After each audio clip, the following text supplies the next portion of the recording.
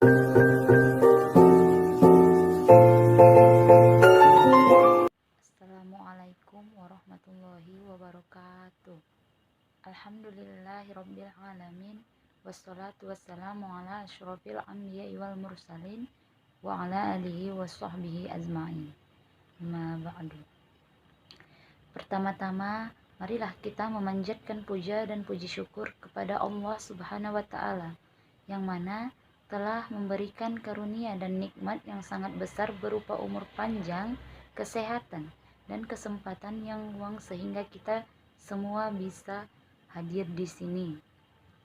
Dan tak lupa pula sholawat dan salam senantiasa tercurah kepada Nabi besar junjungan alam, Nabi kekasih Allah, Nabi Muhammad SAW, keluarganya, para sahabatnya, dan kita sebagai umatnya. Pada ceramah ini, saya tidak lupa mengingatkan kepada jamaah dan pada diri saya agar senantiasa mempertebal keimanan dan ketakwaan kita kepada Allah Subhanahu wa taala. Seringkali diulang bahwa hanya ketakwaanlah yang dapat menjamin ketentraman hidup kita. Keimanan dan ketakwaan pula yang menjadikan kita merasa layak berharap rahmat Allah di dunia dan akhirat. Maka marilah kita semakin mendekatkan diri kepada Allah agar jalan hidup kita senantiasa diberkahi dan diridhoi oleh Allah Subhanahu wa taala. Di sini saya akan menyampaikan ceramah saya tentang menjaga uhwah dalam perbedaan umat ajaran Islam. Uhwah itu adalah persaudaraan yang muncul dari panggilan iman, dan kemudian panggilan iman ini menjadi energi yang menyadarkan bahwa kita ini di bawah sahabat kita. Di dalam Al-Quran, saudara dalam kata jamak ikhwan berulang sebanyak 28 kali. Kata ikhwah itu terdapat hanya 7 kali. Al-Quran berbicara tentang saudara, bahwa persaudaraan itu bisa menjadi saudara uhwah yang kuat karena nikmat. Nikmat membawa persaudaraan sebagaimana firman-Nya.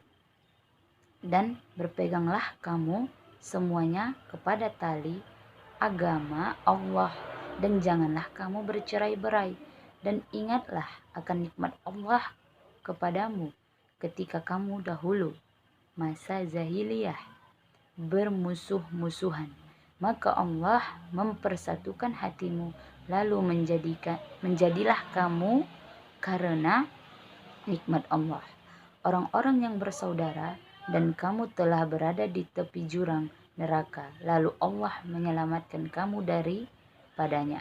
Demikianlah Allah menerangkan ayat-ayatnya kepadamu agar kamu mendapat petunjuk. Quran Surah Ali Imran ayat 103. Kita menjadi saudara karena nikmat Allah Ta'ala.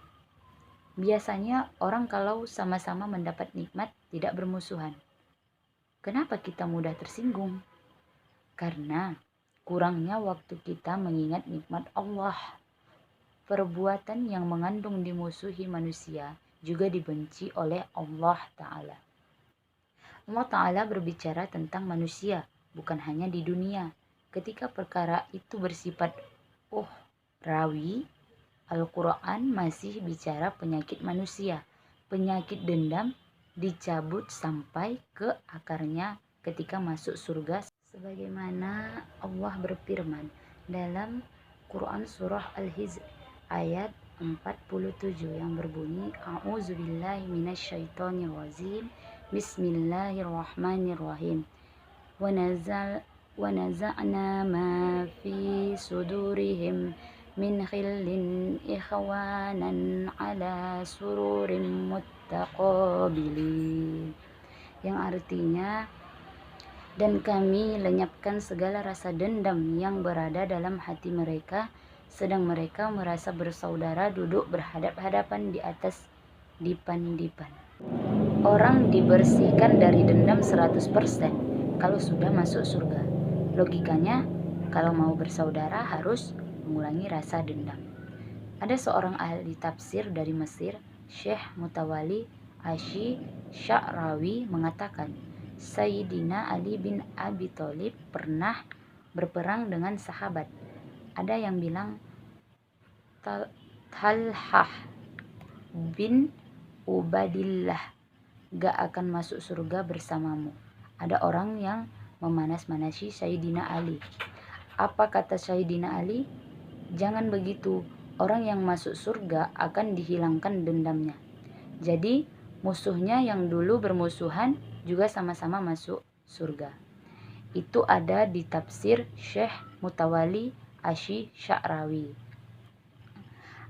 Analogi yang kedua dari Ibnul Jauzi dalam tafsirnya menyatakan Rasulullah SAW ketika hendak sholat, salah seorang sahabat buang angin, mohon maaf, atau kentut. Maka Rasulullah mengatakan yang merasa buang angin agar berwuduk lagi untuk bisa sholat. Diulangi lagi, terdiam semua karena malu. Diketahui kalau dia yang kentut, maka muncullah orang cerdas, yaitu Sayyidina Abbas, pamannya Rasulullah SAW. Beliau bilang, kalau tidak ada yang mengaku, semuanya harus berwudu. Akhirnya semua wudu dan tidak diketahui siapa yang kentut. Inilah uhwah atau persaudaraan. Ada satu buku Adabul Ihtilaf dari Imam Ahmad bin Hanbal yang diikuti saudara kita Syalabi. Imam Ahmad bin Hanbal pernah ikut prosesi jenazah.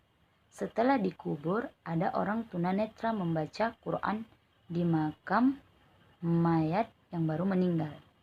Nah, apa kata Imam Ahmad? Ini bid'ah. Orang yang membaca Quran di kuburan itu ditegur oleh Imam Ahmad bin Hanbal. Keluar dari area kuburan, ada orang yang bicara kepada Imam Ahmad bin Hanbal. Tahu nggak, ada seseorang mubasir? Oh iya, tahu. Ayahnya namanya kalau tidak salah Ala atau Abdurrahman. Dia pernah berwasiat kalau saya sudah meninggal, bacakan pembuka dan penutup surah Al-Baqarah di bagian kepala kuburan saya. Imam Ahmad bin Hanbal menerima dan meminta tolong dipanggilkan orang yang tunanetra tadi agar melanjutkan bacaannya. Begitulah akhlak dan uhwah. Beliau menerima perbedaan tanpa tanya dalilnya. Imam Syafi'i yang diikuti sebagian besar orang di Indonesia pernah berhijrah kepada Imam Abu Hanifah. Beliau menjaga etika tidak membaca kunut karena tahu semasa hidupnya Imam Abu Hanifah tidak membaca kunut. Begitulah persaudaraan. Inilah orang berilmu. Jadi ilustrasi seperti ini harus kita camkan agar tidak mudah fanatisme dan egois. Energi umat Islam jangan mudah terkuras. Kita jangan bermusuhan, tapi jaga uhwah Islamiyah. Maka dalam Al-Quran, untuk menimbulkan uhwah itu agar melatih mendoakan selain kita. Muhammad Abdurraub menceritakan ada ulama Abu Ishaq As-Sirazi dari Irak mimpi bertemu Rasulullah SAW. Ya Rasulullah, ajarkan kami kalimat doa. Apa kata Rasulullah? Doakan selain kamu, nanti kamu akan diberikan keselamatan oleh Allah Ta'ala. Ada dokter di Mesir, Dokter Ali Fikri, menulis buku Al-Insyan tentang anatomi tubuh manusia dihubungkan dengan Al-Quran. Dalam karyanya yang lain, ia menjelaskan kestabilan jiwa bisa menimbulkan uhwah, bisa menguatkan persaudaraan. Di akhir ceramah ini, saya ingin menyampaikan satu hadis Nabi yang sangat populer. Semoga kita bisa mengamalkannya. Dari Abu Hurairah radhiyallahu anhu berkata, Rasulullah SAW bersabda, kalian tidak akan masuk surga sampai kalian beriman, dan kalian tidak disebut beriman sampai kalian saling mencintai. Maukah aku tunjukkan kepada kalian sesuatu yang apabila kalian melakukannya, kalian pasti saling mencintai. Sebarkanlah salam di antara kalian. Hadis riwayat Muslim. Hanya ini yang dapat saya sampaikan. Kurang dan lebih saya mohon maaf. Saya akhiri dengan wabillahi taufiq wa hidayah. Wassalamualaikum warahmatullahi wabarakatuh.